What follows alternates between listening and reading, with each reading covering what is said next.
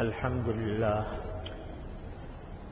لله نحمده ونستعينه ونستغفره ونؤمن به ونتوكل عليه ونعوذ بالله من شرور أنفسنا ومن سيئات أعمالنا من يهده الله فلا مضل له ومن يضلل فلا هادي له وأشهد أن لا إله إلا الله وحده لا شريك له وأشهد أن سيدنا ومولانا محمدا عبده ورسوله صلى الله تعالى عليه وعلى آله وأصحابه وبارك وسلم تسليما كثيرا أما بعد فأعوذ بالله من الشيطان الرجيم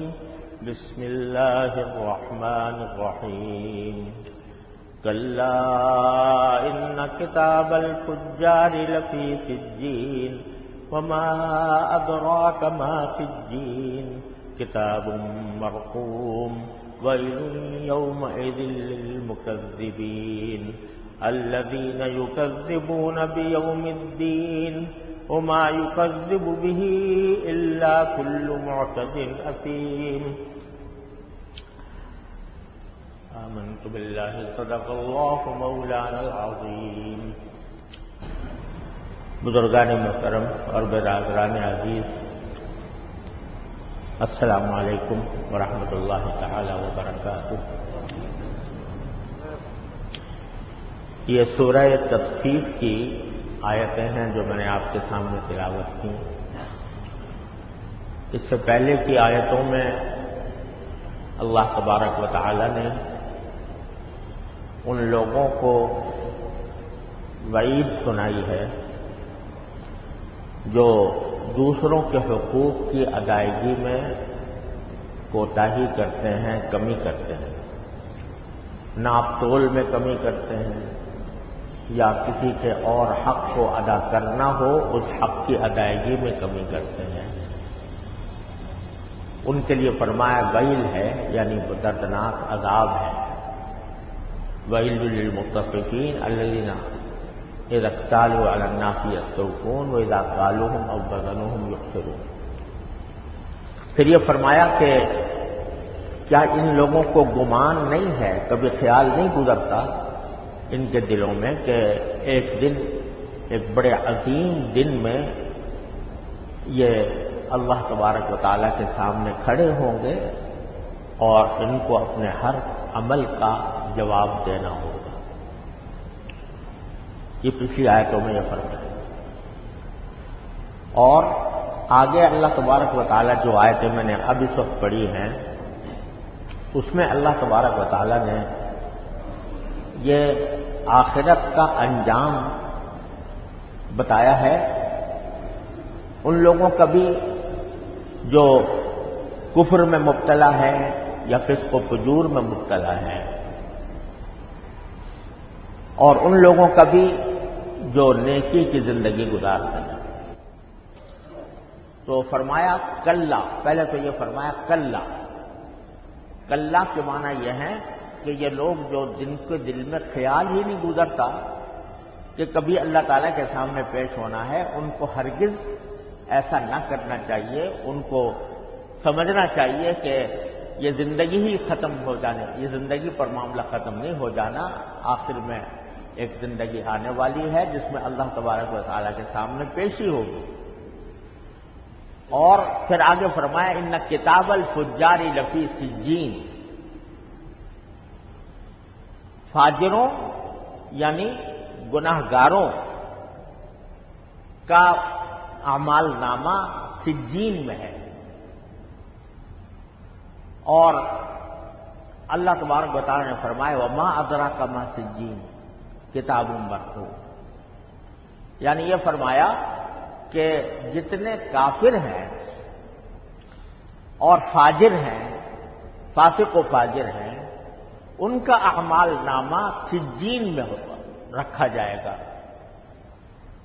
اعمال نامہ تو اس طرح ہے کہ انسان جو کوئی عمل کرتا ہے وہ اللہ تعالیٰ کے ہاں لکھا جاتا ہے، اور فرشتے ایک ایک چھوٹے سے چھوٹے عمل کو بھی لکھ رہے ہیں، اچھے کو بھی اور برے کو بھی، اور اس اعمال کو جس دفتر میں لکھا جاتا ہے اس کو اعمال نامہ کہتے ہیں۔ تو جب انسان کی زندگی ختم ہو جاتی ہے اور عمل کا وقت گزر چکا ہوتا ہے تو اس کا اعمال نامہ لے جا کر کہیں رکھا جاتا ہے۔ تو جو کافر اور فاجر لوگ ہیں، اللہ بچائے، ان کا اعمال نامہ سجین میں ہے۔ سجین کے لفظی معنی قرآن عربی زبان میں آتے ہیں قید خانے کے، کہ قید خانے میں ان کا اعمال نامہ رکھا جاتا ہے۔ وہ قید خانہ کہاں ہے اس کے بارے میں یقین کے ساتھ تو کچھ کہنا مشکل ہے، لیکن بعض روایات سے یہ معلوم ہوتا ہے کہ وہ زمین کے بالکل نچلے طبقے میں، قرآن کریم نے کہا ہے کہ زمینیں بھی 7 ہیں، 7 زمینیں ہیں، جس طرح سیارے بہت سارے ہیں اسی طرح زمین بھی 7 ہے، آسمان 7 ہیں تو زمینیں بھی 7 ہیں۔ تو 7ویں زمین کے انتہائی نچلے طبقے میں ایک جگہ ہے جس کو سجین کہتے ہیں، وہ اس میں کفار کے اعمال نامے، کفار فجار کے اعمال نامے وہاں پر رکھے جاتے ہیں۔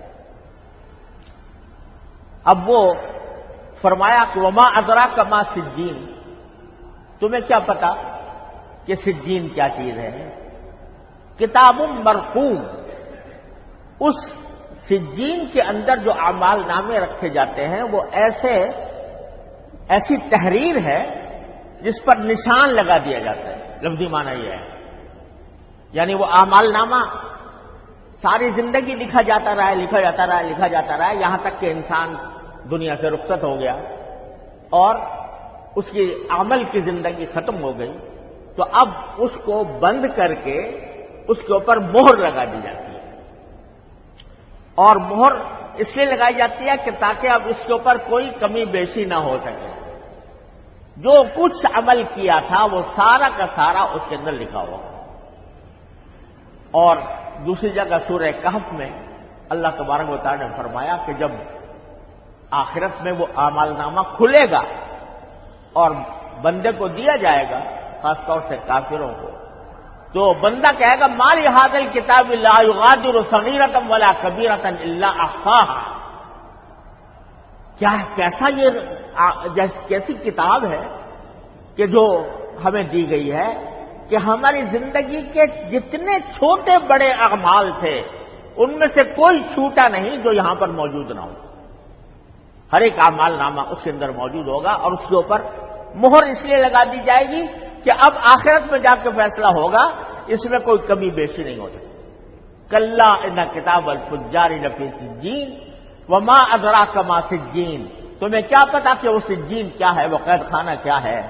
کتاب مرقوم، وہاں پر اس کے اعمال نامے بندے کے لکھے جائیں گے، رکھے جائیں گے، جس پر نشان لگا دیا جائے گا، یعنی مہر لگا دی جائے گی۔ ویل یومئذ للمکذبین، اور پھر جب وہ اعمال نامہ کھلے گا آخرت میں تو جو لوگ آخرت کو جھٹلایا کرتے تھے، جو یہ کہا کرتے تھے کہ مرنے کے بعد کوئی زندگی آنے والی نہیں ہے، کوئی حساب و کتاب ہونے والا نہیں ہے، وہ ان کے لیے بڑا سخت عذاب ہوگا۔ ان لوگوں کے اوپر بڑا افسوس ہے کہ جو دنیا کے اندر آخرت کا انکار کیا کرتے تھے، یہ کہا کرتے تھے کہ بس ہم تو یہاں پر ما ہی الا حیاتنا الدنیا نموت و نحیا، جیسے قرآن شریف میں فرمایا کہ ارے بھائی جو کچھ زندگی ہے یہی ہے اور اسی میں مرتے ہیں، ہم اسی میں جیتے ہیں، بس جو کچھ اچھائی ہے وہ یہاں ہے، جو برائی ہے وہ یہاں ہے، بس مرنے کے بعد تو بس پھر انسان فنا ہو جاتا ہے اور اس کے بعد پھر دوسری زندگی کوئی آنے والی نہیں ہوتی۔ جو لوگ یہ کہتے تھے ان کے لیے اس دن بڑا سخت دن ہوگا اور اس دن ان کے لیے بڑا سخت عذاب ہوگا۔ ویل للمکذبین الذین یکذبون بیوم الدین، جو جھٹلاتے ہیں یوم حساب کو، روز حساب کو جو جھٹلاتے ہیں. یعنی اتنی کھلی ہوئی بات ہے جس کا ایک معمولی انسان بھی اس کو سمجھ سکتا ہے کہ یہ ساری دنیا جو اللہ تعالیٰ نے بنائی، اگر کوئی اس میں ظالم کا ظلم کا بدلہ نہ لیا جائے کبھی، اور کسی مظلوم کی فریاد رسی نہ کی جائے کبھی، نیک اعمال کرنے والوں کو کوئی صلہ نہ ملے، اور برے کام کرنے والوں کو، بدکاروں کو ان کو کوئی سزا نہ ملے، تو اس کا مطلب یہ کہ یہ ساری دنیا بیکار پیدا کی گئی ہے، یہ بیکار ہے. اللہ تعالیٰ نے یہ یوں ہی پیدا کر دی. دوسری جگہ قرآن کریم فرمایا افحسبتم انما خلقناکم عبثا وانکم الینا لا ترجعون. کیا تم یہ سمجھتے ہو کہ ہم نے ساری دنیا بیکار پیدا کر دی ہے اور تم ہمارے پاس لوٹ کر واپس نہیں آؤ گے؟ یہ دنیا ہم نے اس لیے بنائی ہے کہ ہر انسان کا یہ امتحان ہے کہ وہ اللہ کے احکام کے مطابق زندگی گزارتا ہے یا نہیں. اگر کوئی ظالم ہے تو اس کا ظلم کا بدلہ وہاں ملنا ہے. اگر کوئی منصف ہے، اللہ کے احکام پر عمل کرنے والا ہے، اس کا انعام اس کو وہاں ملنے والا ہے. اگر اس اتنی چھوٹی سی بدیہی بات بھی اگر کوئی اس کو جھٹلائے کہ بھئی یہ آخرت کا دن آنے والا نہیں ہے، تو یہ فرماتے ہیں وما یکذب بہ الا کل معتد اثیم. اس روز حساب کا انکار صرف وہ لوگ کرتے ہیں جو ظالم ہیں اور گناہگار ہیں. یعنی ان کو اپنے گناہوں کے اوپر کوئی شرمندگی ہونے کے بجائے وہ اس بات کا انکار کرتے ہیں کہ ارے بھائی یہ بابر بعیش کوش کے عالم دوبارہ نیز. یہ کسی شاعر نے کہا تھا کہ ایش کرتے رہو یہاں دنیا میں، دوبارہ کوئی زندگی ہونے والی نہیں ہے. بابر بعیش کوش کے عالم دوبارہ نیز. تو جو آدمی ظالم ہوتا ہے وہ اس کو اس بات کا خیال نہیں ہوتا کہ وہ اللہ تعالیٰ کے ہاں پیش ہونے والا ہے، اس کے ظلم کا بدلہ وہاں ملے گا. تو انکار کرنے والا کون ہوتا ہے؟ جو ظالم ہو، حد سے گزرا ہوا ہو، جو گناہگار ہو. وما یکذب بہ الا کل معتد اثیم اذا قیل لہ. اگر اس سے کہا جاتا ہے کہ بھئی ایک دن آنے والا ہے، اس میں تمہارے سارے اعمال کا بدلہ دیا جائے گا، تو قال اساطیر الاولین. ارے کہتے ہیں یہ تو پچھلے پرانے لوگوں کی داستانیں ہیں، کہانیاں ہیں جو انہوں نے گھڑ رکھی تھیں.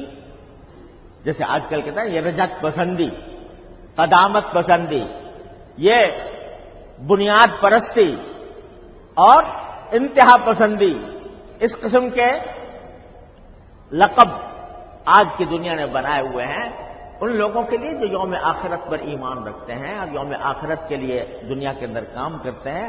ان کو بدنام کرنے کے لیے یہ تانے دیے جاتے ہیں.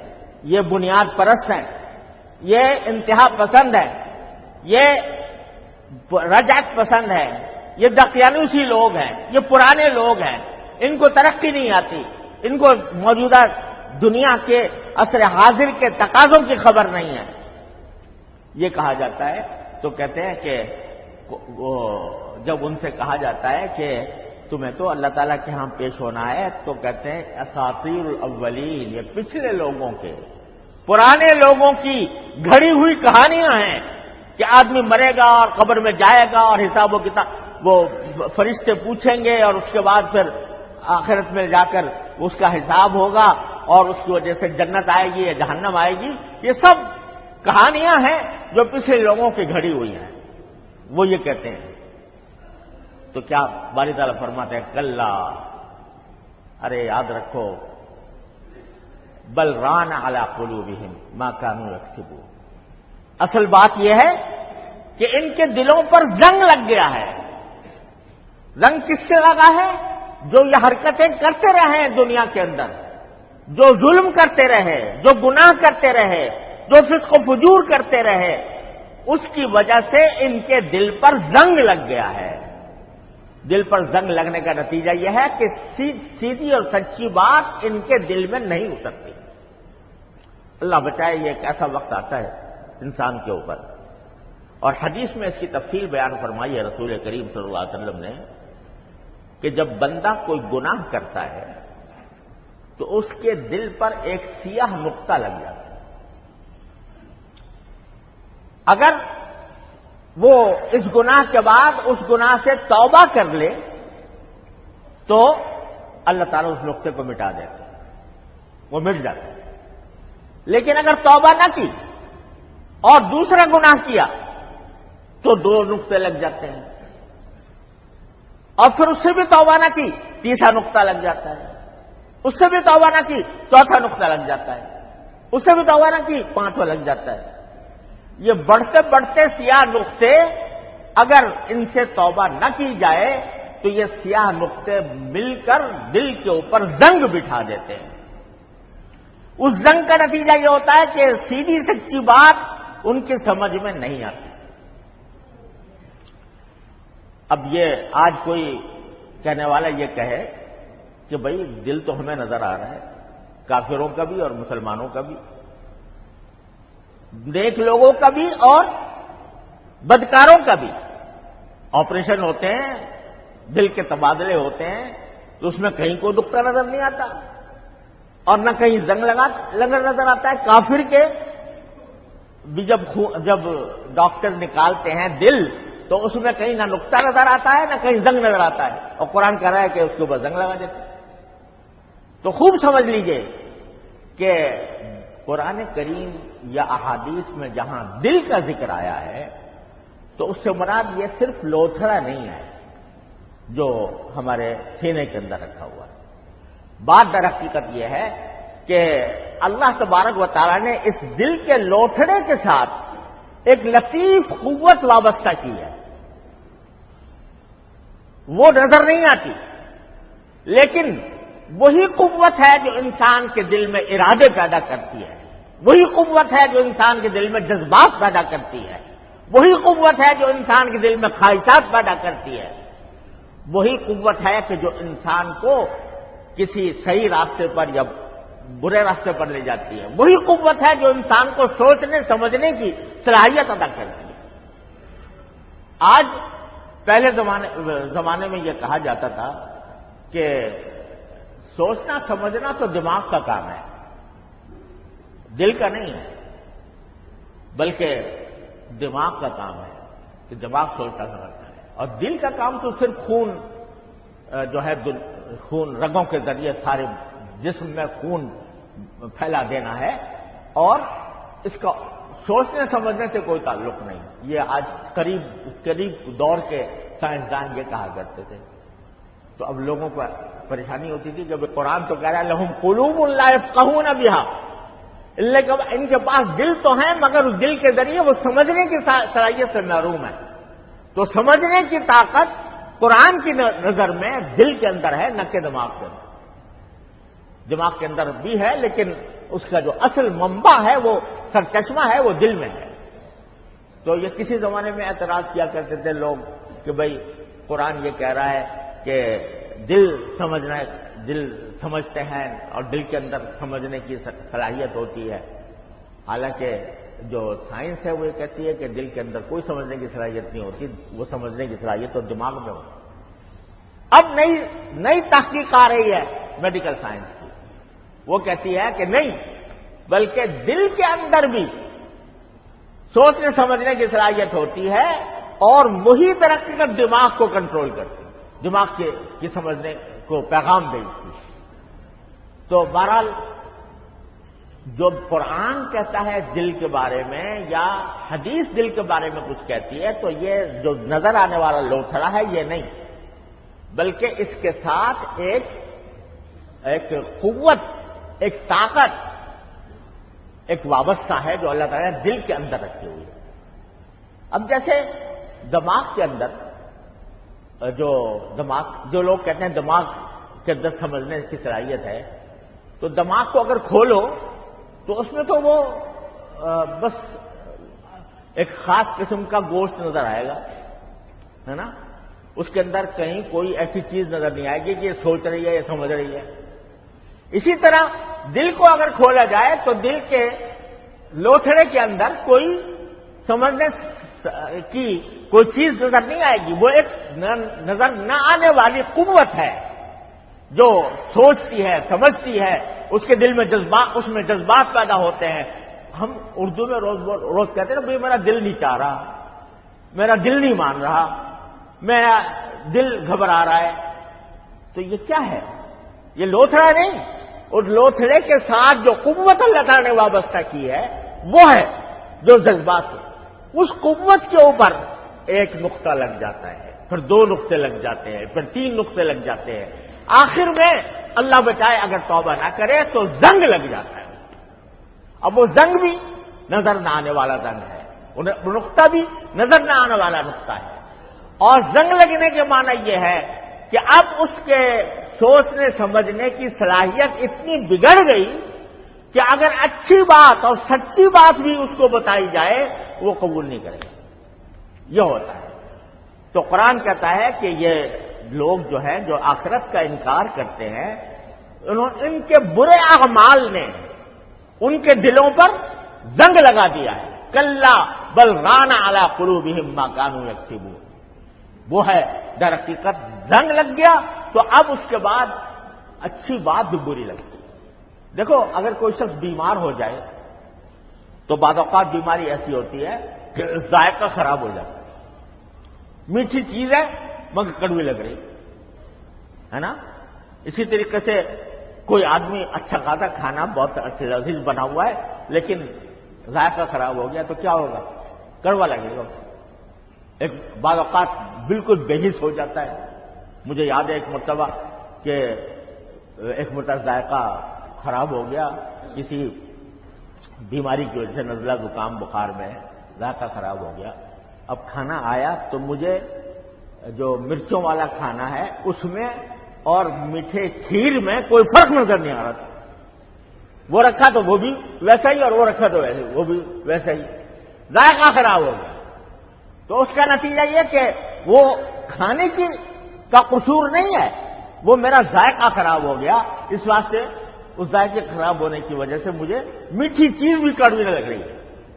تو اسی طرح دل کا ذائقہ خراب ہو جاتا ہے اس زنگ کے لگنے کی وجہ سے، اور اس کا نتیجہ یہ کہ اچھی بات بھی اس کو بری لگتی ہے، الٹی بات کہنا شروع کر دیتے ہیں لوگ۔ جس چیز کو آج جو چیز مثلا قرآن کہہ رہا ہے بھئی اچھا عمل یہ ہے، وہ اس جو کہ زنگ لگ چکا ہے، ذائقہ خراب ہو چکا ہے، وہ کہتا ہے نہیں اچھا نہیں ہے، یہ برا ہے۔ تو اللہ بچائے اس حالت سے۔ وہ کہیں سے ہوتی ہے پیدا؟ زنگ کہیں سے لگتا ہے کہ آدمی گناہ پر گناہ کرتا چلا جائے، گناہ پر گناہ کرتا چلا جائے، توبہ کی توفیق نہ ہو، استغفار کی توفیق نہ ہو، تو آخر میں جا کے زنگ لگ جاتا ہے۔ لیکن میرے اللہ کا کرم یہ ہے کہ زنگ لگنے کے بعد بھی اگر کسی کو توفیق ہو جائے اور وہ توبہ کر لے تو میرا مالک ایسا کریم ہے، ایسا پروردگار ہے کہ اس زنگ کو بھی مٹا دیتا ہے۔ توبہ کر لو مرنے سے پہلے، موت کا وقت آنے سے پہلے توبہ کر لو، استغفار کر لو، سارے نقطے مٹ جائیں گے، سارا زنگ مٹ جائے گا کسی وقت میں بھی۔ التائب من الذنب کمن لا ذنب لہ، جو توبہ کر لے تو وہ ایسا ہو جاتا ہے جیسے کہ اس نے گناہ کیا ہی نہیں تھا۔ لیکن اگر کوئی آدمی غفلت کی حالت میں کرتا جائے اور کبھی اس کو اپنی اصلاح کی فکر ہی نہ ہو تو اللہ بچائے اس کو وہ زنگ لے ڈوبتا ہے۔ اسی لیے گناہ کی ایک خاصیت یہ ہے کہ گناہ دوسرے گناہ کی طرف دعوت دیتا ہے۔